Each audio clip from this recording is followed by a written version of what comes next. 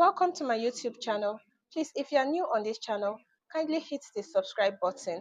And if you're already a subscriber, I want to say a big thank you for subscribing. May our hearts be open to the peace and joy found in God's grace as we embark on this spiritual journey together.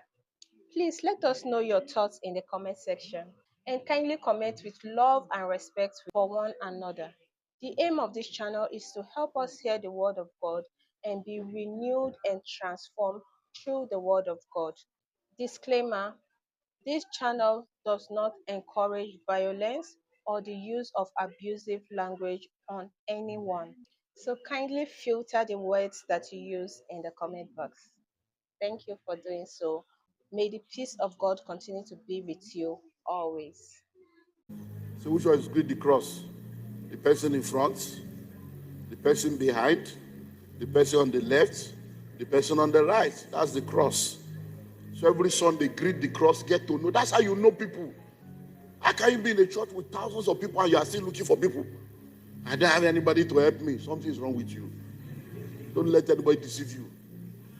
You should be he that once as a friend must show himself friendly. Greet people. Hello, good morning. How are you doing? I'm Emmanuel. Can I meet you, please? Oh, I'm John. Oh, good. What do you do? Oh, wow, wonderful. Hey, where's your office? Wow. Hello. So by the time you come to church, because people just come to church, they will kneel down, bend head, and be praying with chair. It's a lie. You are just religious deception. What are you kneeling down for? You didn't pray for your house? That you now come to church, you now kneel down, focus, bend head for chair. So I just say, these church people, fake life, fake people. Hello?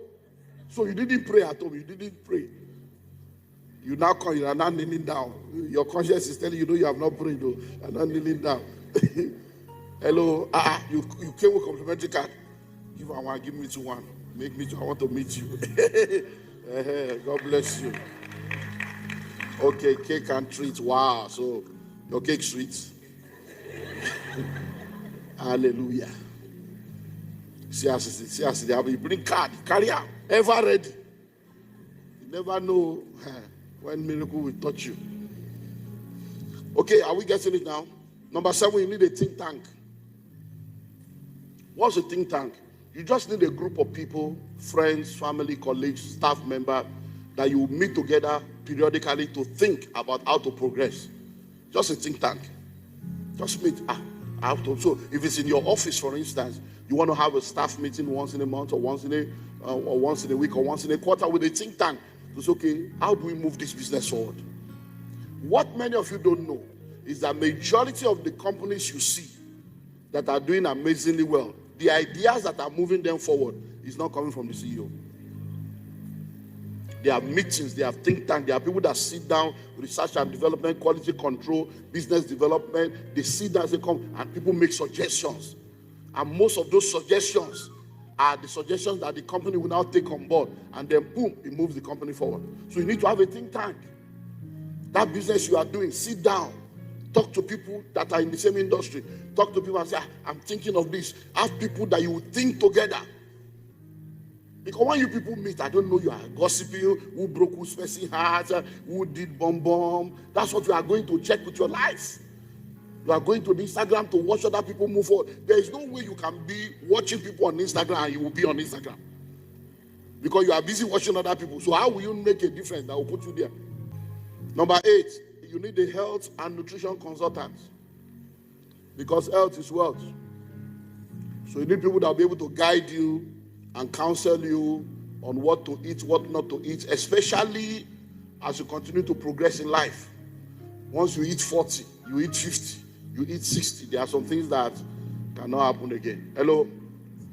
So you need to make adjustments. Number 9, you need a security specialist. You need a security consultant, somebody that is into security that can help you. You don't want to have a business, no CCTV, no security system in place, and then one day you come, they have boggled all your business and everything, 12 million is gone. You now say village people. You don't want to have a business, no insurance, And then when the whole place is burnt, you are now praying, oh God, restore, oh God, restore.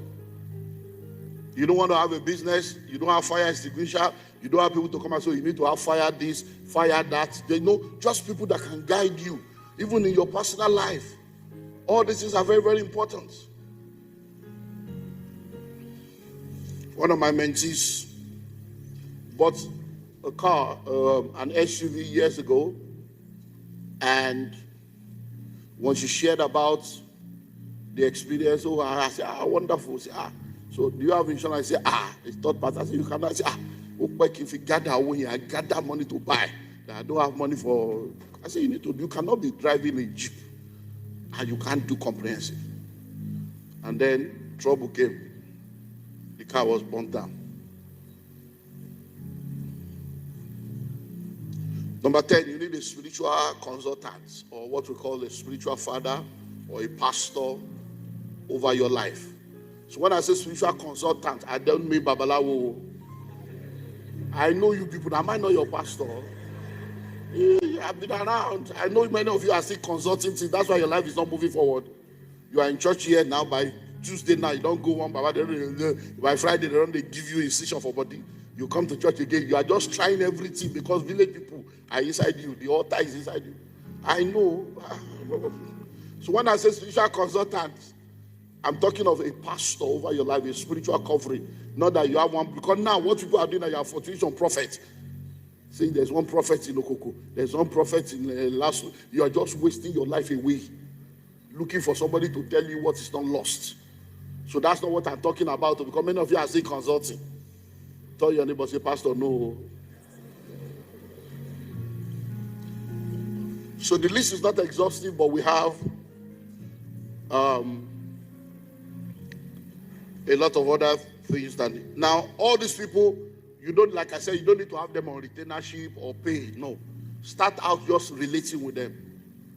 Do you understand? Start out just relating with them. Most of the people that I have in my life today have been with me for years, some 20, some 30. And it was when I was starting out. I said, come, I'm starting this business, so let's start together. You will be my lawyer, you will be my accountant, if I need counsel. But when money comes, all of us will enjoy. That's the way it works. Do you understand? So my lawyer has been my lawyer. And I called him and said, guy, you need to be our company lawyer, but not company secretary. We know they pay. There's no money, but we are all starting together. But when Pepe rests, all of us will enjoy together. And then when money began to come, we gave him 1 acre of land. After he collected money, after we started paying, when trouble came, all of us, they go EFCC together. They go police together. And why? It's easier. He knows the whole story from day one. So he's been with me for 26 years. He knows from day one. So he can tell you all the story from day one. So there's nothing. He doesn't need to ask me. I say, I know all of us do. Oh, yeah, we steal money. If I thief, you thief now. Finally, number 8, learn how to print your own money. Learn how to print your own money. And that's the final rule that many people need to learn. Learn how to print your own money. So the first thing will be print my money. Is that not illegal? How can you tell us to start printing money? But I've already told you what money is now. Hello? So if you already know what money is, you know that money is not what people think money is. So that's why we are wrapping up from this point again. So it's time to now begin to print your own money. So, if we have already understood what money is, that knowledge is the new money. You remember that's where we started from. If knowledge is the new money now, how then do you use knowledge to produce money?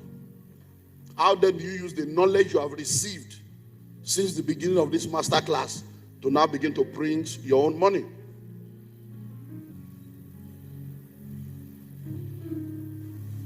So number 1, we looked at 10 places where money hides. You remember? So in printing your money, number 1, you use that knowledge of where money is hiding to release money to yourself. So number 1, Money hides where? In problems. So you look at problems, say, this problem, if I solve this one now, money will come. So you use that knowledge to produce money. Money hides in people. When you see people, all these people, what can I offer them to get money? Do you understand? So you use that knowledge to pull out money from the places where money is hiding. You also use that knowledge to create multiple streams of income, which we have also looked at. And then you use knowledge to produce your own products and services. You use knowledge to do what? To produce your own products and services. So I have books, I have audio programs. They are my own. So in order for you to get it, you have to come to me or buy from me, because I'm the owner, I'm the producer. So just use that knowledge and begin to, I don't know if I said this last week, but how many of you drink water? So why don't you produce your own water? You just start printing your own money. Many of you go to the toilet, you use tissue paper, produce your own. So there are many things you can begin to produce that will now become your own intellectual property, and it will be yours for life. So you need to begin to think of products and services. So for instance, you don't necessarily have to be a public speaker to produce information products. So you can have your own information products that you produce, the knowledge you have, the experience you have, the skill you have, and you begin to use it to produce. Like I've said over and over again, there's at least one book in every individual. One book. When I was writing the latest book, How to Create Wealth as a Career Person, when the idea came that I needed to get a lot of people to be a part of it so that they can also share their story, number one, there was time limit. Number two, I began to tell, if I say everybody that have ever gone through the process should bring their own story too, that means we're going to have, if not thousands, hundreds of people. That will be an encyclopedia on its own. So I had to just limit it to people within the country and within my immediate network. One of the people that I think, if you read the School of Money book, you see the story of this guy in Chicago. He's moved now to Canada, and but he used to be in Chicago, and he was one of those that attended my seminar years ago, and he began to ask questions, because when you travel to the Western world, you realize that one of the major challenges is that people are locked up in the rat race. They are locked up in this salary. I want to pay bills, and many of them do 2, 3, 4 jobs. But every time I travel, I try to help them to understand that that's not the way to excel in a foreign land. When you go into a new country, the first thing you need to do is to understand the environment you are in, so that you will know how to play the game of money in that environment. The Western world is a capitalist environment. And according to the gospel of capitalism, capitalism is structured to benefit entrepreneurs and investors. That's what capitalism is, to benefit entrepreneurs and investors. Capitalism is not built to help salary earners. Salary earners are actually the tool of capitalism. So the problem is that many people relocate to go and get a job. So when Asians and Jews go into the Western world, they go to start a business. When Africans go to the Western world, they go to look for a job. I was in Canada on tour last month, and we had some Asians and Jews in the meeting that I did in Toronto.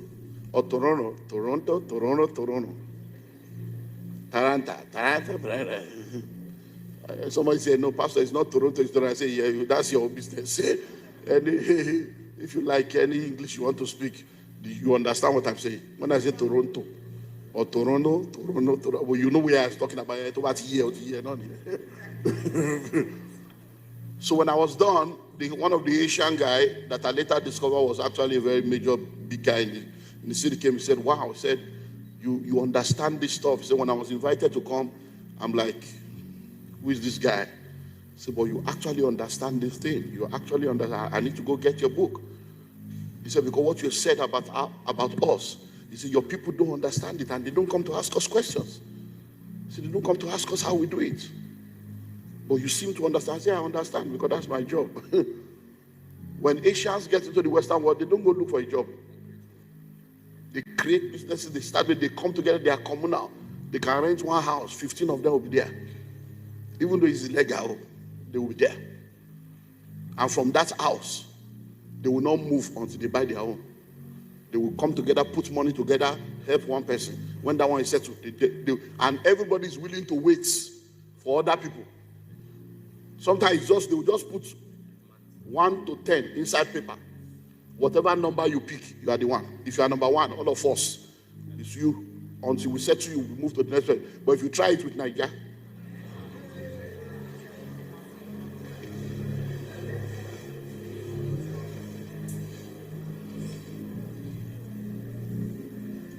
So he wanted to understand, talking about doctor, what I meant when I said that there's a difference between the medical profession and medical business.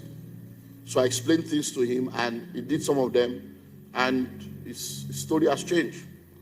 So you can be a medical doctor, and like I say over and over again, you went to school, spent years in school, but there is a guy that did not go to school, but he's in the medical business. He's a billionaire, and you're on strike for salary.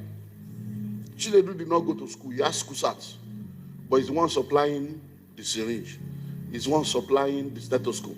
He's the one supplying the bed. He's the one supplying. He's into medical business. You are into medical profession. You are a salary earner. He's into medical business and income earner. He's a billionaire. You are poor. So many times we just want to do the profession. We don't understand that in every profession, there is a business in the profession. We had a meeting I